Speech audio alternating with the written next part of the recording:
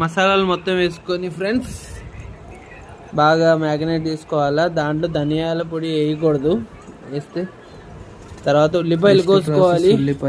ఒక 2 మంచి ఉల్లిపాయలు తీసుకొని ఉల్లిపాయ చాలు కోసుకున్న తర్వాత గ్యాస్ మీద పెట్టుకొని ఉల్లిపాయలని ఎన్ని చెంచాలు వేయాలో నూనె లేదంట ఉల్లిపాయలను గ్యాస్ మీద పెట్టుకున్న తర్వాత ఫ్రెండ్స్ ఎక్కడ పోయినా పెట్టుకున్నారు కదా, దాని తర్వాత నూనె వేసుకోవాలి. వాళ్ళ మమ్మీకి నూనె వేసుకున్న తర్వాత బాగా రెడ్ గా అయ్యేటట్టు ఉల్లిపాయలు బాగా తిప్పాలి. అది మ్యాగ్నేట్ చేసుకున్న చికెన్ ని ఆ ఉల్లిపాయలో వేసుకొని బాగా మగ్గ తీసుకుంటే ఆ చికెన్ లో మనం పెరుగు, కారం, పసుపు, నెక్స్ట్ వచ్చేసి గరం మసాలా, ధనియాల పొడి వేసుకున్న తర్వాత ఇట్లా